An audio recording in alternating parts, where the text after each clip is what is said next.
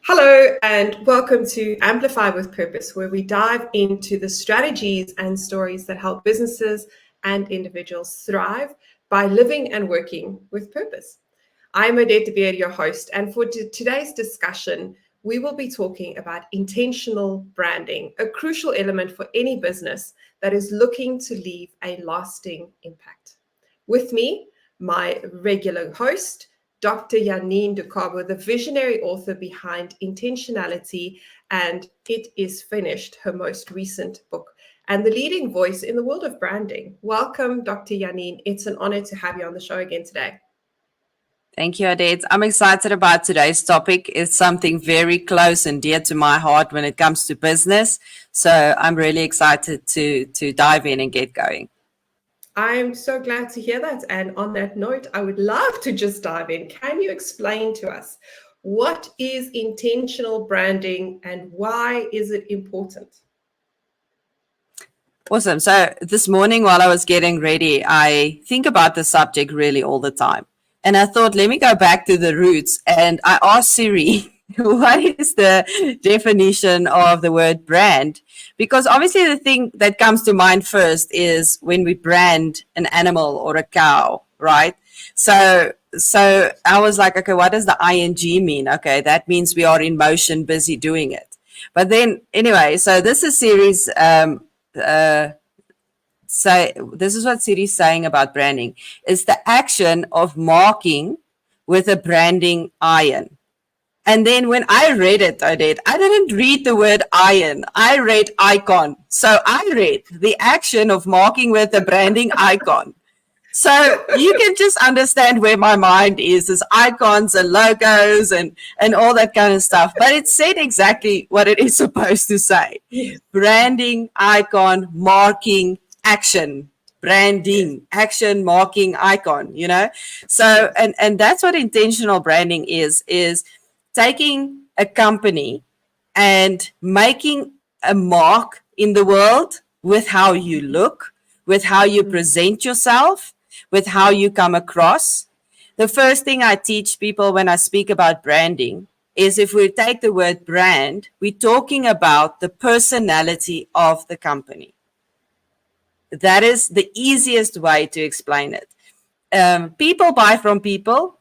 You know me to say that. People buy from people. So in order for people to buy from people, and that being your company needs a personality like a person. So that is intentional branding, is when you're looking intentionally into how do you dress as a company? How do you look as a company? How do you present yourself? The presence. A person carries presence, but so does a company. When you see Aquafresh advert or something like that, something shifts on the inside of you because you know that. Yes. You maybe you even use that. Take Coke as an example as well. When you see something with Coke or anything like that, something happens. Why? Because it connects with you, because you've seen it for so long and you have a certain perception about that company and that brand. It can be Nike. When you see Nike, when I see anything sneaker, tacky, that's the kind of things I get excited because it's something that I love. I connect with that.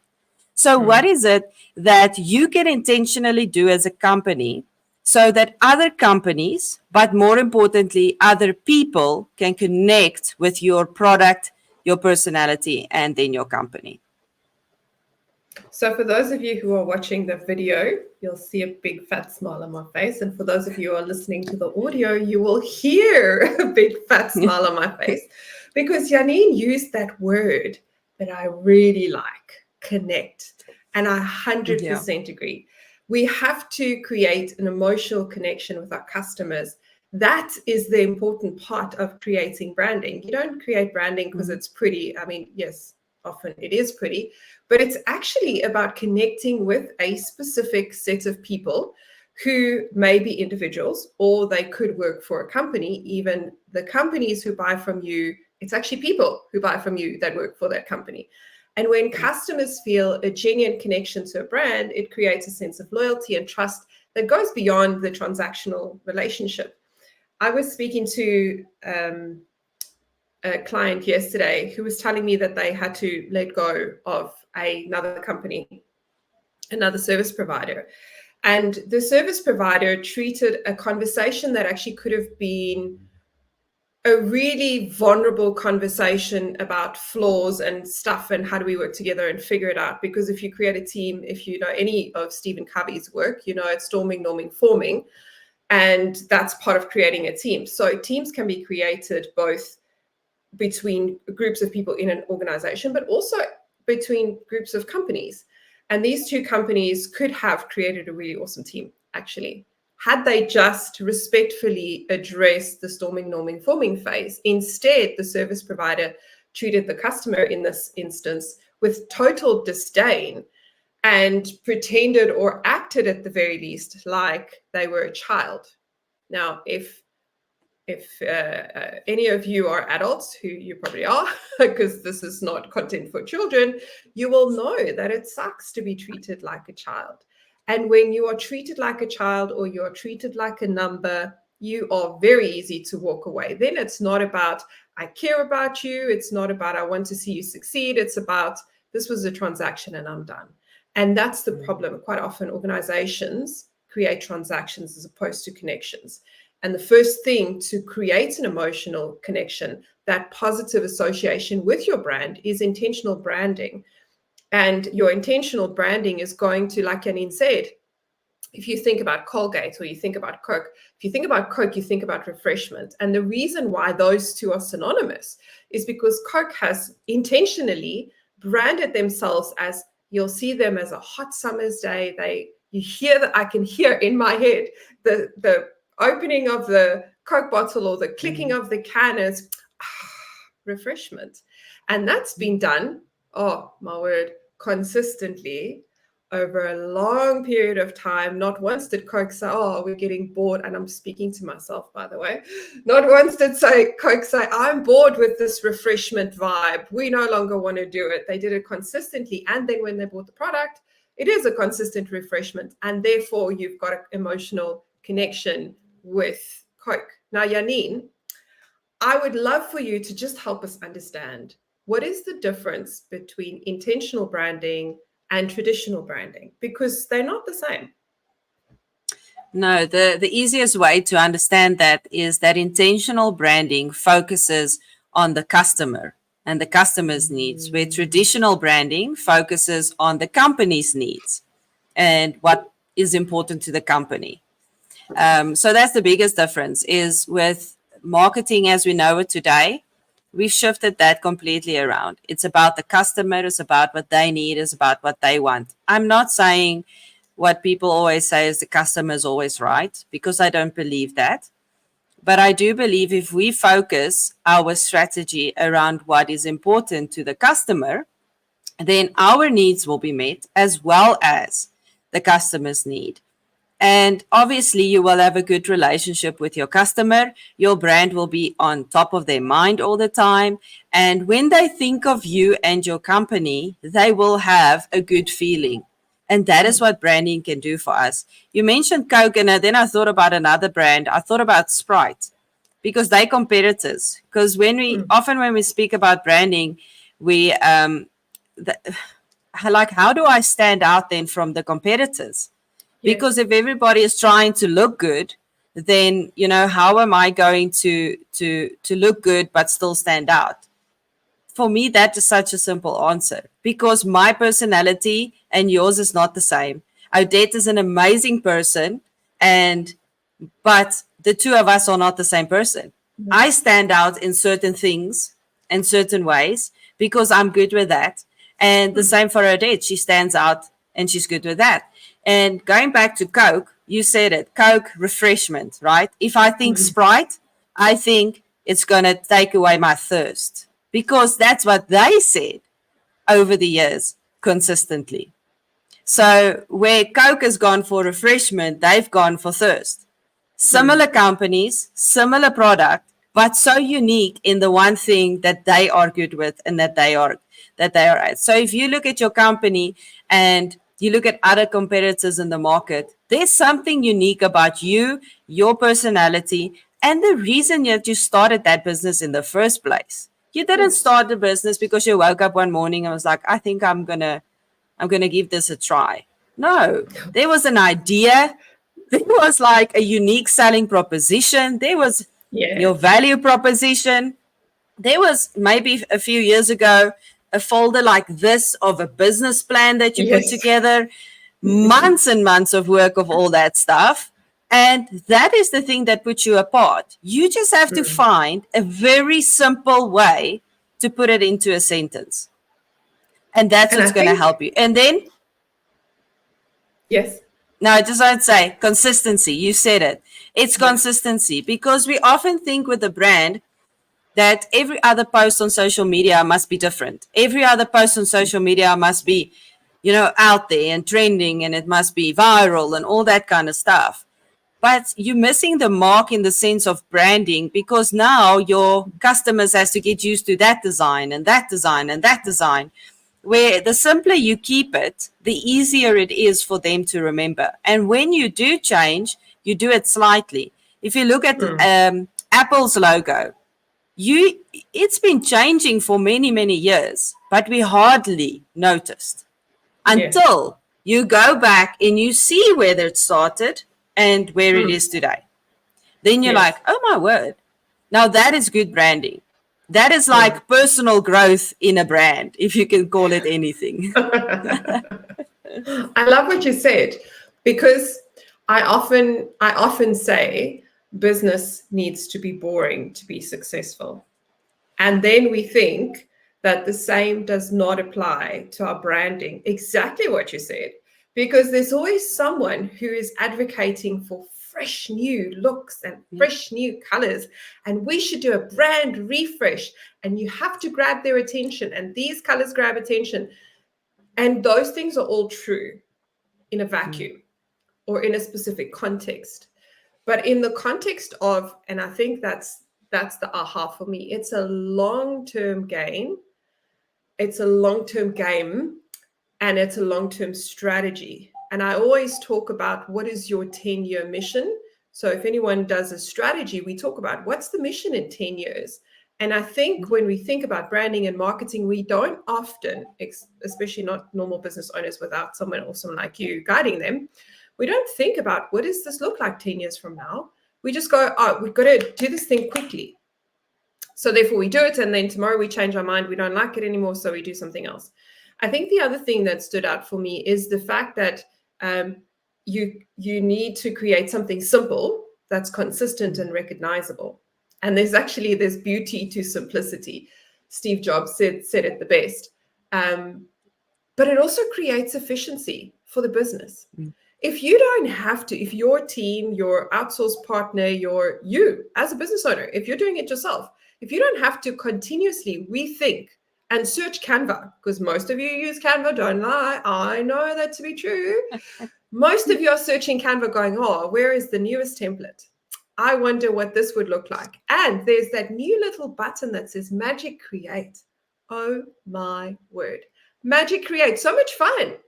But it takes up time to sit there and wait for it, and then you change it. And by the way, that Magic Create is not on brand. It'll use the same colors. It'll use the same font templates, but it looks different. And I think it's what you said just now. Your customers need to recognize it, and you need to get them to be used to it, which brings me to another fun fact, which is we are bombarded by, 64 trillion bits of information every single day that we need to process. We don't take in everything. Your reticular activating system that recognizes a brand does not recognize every single thing that you see. So if brands change the way they look every 5 minutes, you will never recognize them, because only after seeing something 16 to 26 times does your brain recognize it as significance and go, oh, I've seen this before. But if you've changed your template from 3 days ago, the other customers won't know. And we're creating this chaos for ourselves. And then we wonder, why do we have so much chaos? Yeah. Facebook, for instance, look at the big brands. They create one advert, and then they keep boosting that advert or keep advertising that advert on Facebook. But small businesses want to create an advert every single day. But the big brands does it once and they Yes. keep showing it. And you Yes. know what, I almost want to say when we used to watch TV, but what I'm saying is when there used to be proper adverts on TV, right? Yes. When we Then used to that watch ads. same, yes, that same advert, not a different advert Yes, every that's right. second day, the same advert came up Yes. all the time. That's why we spoke about the Chomp advert.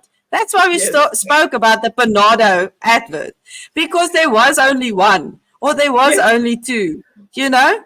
So why on earth are we going out on social media and billboards and all that stuff, and we want to change this thing every second day? You will never cause that recognition factor to happen. And just on one of the things that you said with the logo, a logo is obviously part of your brand, right? So when you do your logo, it's so important to take it. And I like simpler is better. I absolutely agree, because your business will also grow. So you need to think, will I add divisions or other departments to my business in the future? If I do, how does it display on my logo?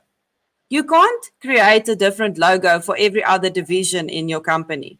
It needs to be a similar logo, just with the addition on it, on that, because you want people to now recognize the group of companies within your Yes. company. So when you're looking at a logo as an example, you need to look at, is it going to work on your website as well as what it's going to work on Facebook, as well as what's going to work on LinkedIn and your website and your letterhead and your presentations and. I mean, even to the point where if I embroider it, is it going to work? Or is there too much detail? It's going to get lost. Or when I want to do a screen print, will I still have that logo? Will it still work? You know, you have to think of so many things, but we jump in and we want this one logo that shows an engineering company that does construction, plate work, piping, all that stuff, and all those little emblems and things must be on that logo. It's totally unrealistic, because you won't be able to use it within the next 10 years. If the industry changes completely, then, well, you're sitting with something that's irrelevant. So you need to think about those things. Brands speak. Brands speak. That's an important thing to remember, because when somebody sees something about your brand, it talks to them. But in which way is it talking to them? So you need to decide from the beginning, what do you want your brand to say? When somebody watches an advert, sees a reel, goes through a letterhead because there's a proposal on it, or however you do it, even an Excel spreadsheet can talk to a person. But what do Yes. you want it to say? So how do you want it to connect with that person? And just think, brand is relationship. You are starting a new relationship with a client, and what do you want it to say? What is the impact that you want it to make?